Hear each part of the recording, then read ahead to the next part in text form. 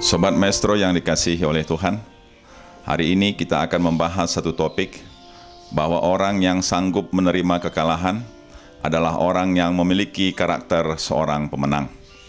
Kita mau belajar dari seorang tokoh di Alkitab yang bernama Yusuf, karena Yusuf ini mengalami kekalahan yang beruntun dalam kehidupannya. Tetapi walaupun mengalami kekalahan beruntun, ia tidak berhenti dan terus berharap, dan akhirnya ia memperoleh kemenangan. Kekalahan yang dialami oleh Yusuf bukan kekalahan yang sederhana, melainkan kekalahan yang luar biasa.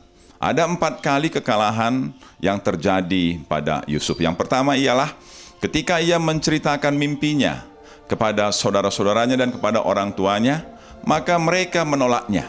Tentu penolakan ini pun mengakibatkan kepedihan dan kesedihan kepada Yusuf. Tetapi hal itu tidak menyurutkan langkahnya untuk terus maju berharap kepada Tuhan.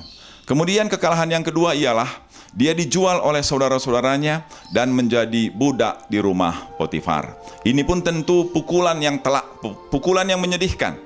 Tetapi hal itu pun tidak menghentikan semangat dan pengharapan Yusuf bahwa Tuhan berkuasa untuk menjadikan kekalahannya itu untuk menjadi kemenangan. Dan yang ketiga ialah ketika dia di rumah Potifar setia, belajar untuk melakukan yang baik. Tetapi akhirnya dia difitnah juga oleh istri Potifar. Dan kemudian tentu ini sangat menyedihkan hati seorang Yusuf karena dia dipenjarakan oleh Potifar, tuan yang sangat dihormati olehnya. Dan kemudian kekalahan yang keempat ialah ketika dia di penjara, dia berbuat baik kepada juru minum dan juru roti raja dengan harapan bahwa kalau nanti mereka kembali kepada raja, maka mereka mengingat dan kemudian menyebutkan namanya untuk diingat oleh Firaun, dan Firaun kemudian bermurah hati kepadanya. Tetapi itu pun tidak terjadi. Apakah kekalahan itu menyurutkan langkah seorang Yusuf? Ternyata tidak. Dia tetap berkeyakinan bahwa Tuhan akan menguatkan dia. Dari mana pikiran itu timbul? Inilah firman Tuhan yang disampaikan oleh Yusuf ketika dia sudah menjadi Perdana Menteri, yang tertulis dalam Kejadian pasal 50 ayat 20. Demikianlah firman Tuhan.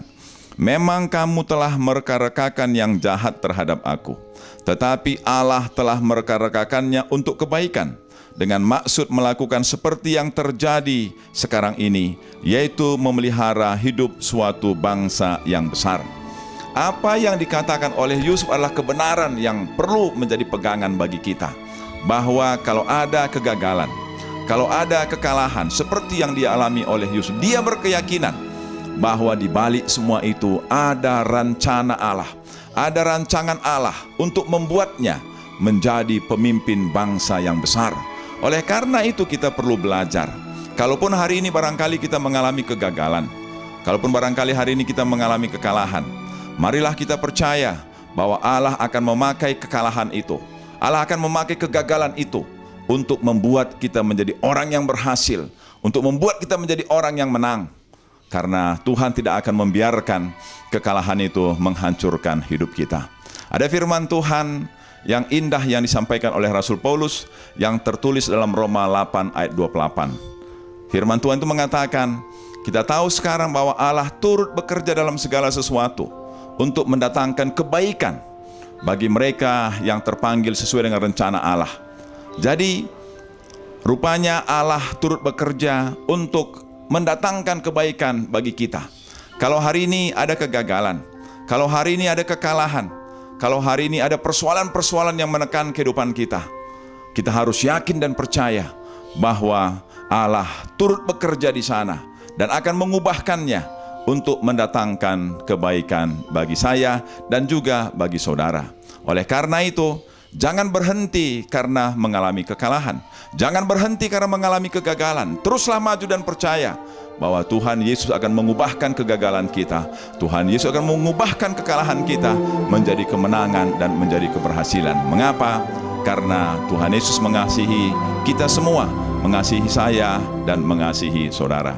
Kiranya firman Tuhan ini menjadi berkat yang menguatkan, sehingga kita tidak berhenti oleh karena kekalahan dan kegagalan, tapi terus maju dalam pengharapan, karena Tuhan Yesus akan menolong dan memberkati kita.